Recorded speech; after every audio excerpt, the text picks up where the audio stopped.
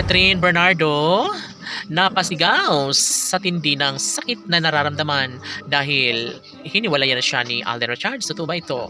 My God, hindi naman po pwede na basta ganun na lang na mangyayari na tuluyang mawasak ang relasyon ng Cat Den Love Team. Naniniwala ang taong bayan na mga pagsubok lamang umano ang lahat at kayang patunayan ni Alden Richards at Catherine Bernardo ang lahat sa kanilang pagmamahalan. Depensa ng mga fans ng Cat Den Love Team ay ito lamang isa sa matagalang hinihiling ng lahat. Dapat ay mangingibabaw ang isang relasyong tunay na nagbibigay saya at kaligayahan sa taong bayan. Laging pakatandaan na iisa lamang ang matagal lang hinihiling ng lahat. Yun ay ang magkaroon ng pagkakatagumpay, magkaroon ng walang hanggang pagmamahalan sa relasyon ng dalaga at binata. Siyempre si Alden Richards lamang ang isa sa matagal lang hinihiling ng taong bayan na mapagtagumpayan sana ang relasyong tunay na nagbibigay saya at kaligayahan sa lahat.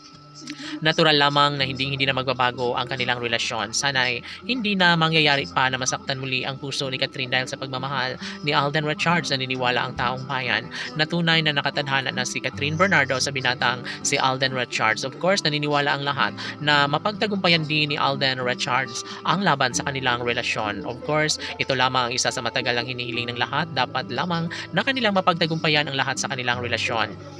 Sa mga pagkakataong ito, sana'y hindi na magbabago pa ang kanilang relasyong tunay na nagbibigay saya at kaligayahan sa lahat. Dapat umano ay magkaroon ng malaking posibilidad na mangyayari na magkaroon ng pagkakatagumpay ang relasyong tunay na matagal lang hinihiling ng taong bayan. Sa puntong ito, lahat ng pagbabago ay handang-handa ng tanggapin ni Alden Richards alang-alang sa pagmamahal ng pretty girl na si Catherine Bernardo. Sana'y sila na nga ang magkakatuluyan at magsasama habang buhay dahil sabi nga ng mga fans ng Cat Den Love Team, wala nang iba pang mas nababagay pa sa pag-ibig ng dalaga kundi ang binatang si Alden Richards lamang. Sa puntong ito, ang mga bashers ay hindi na umaasa na mapaghiwalay nila ang Cat Den Love Team.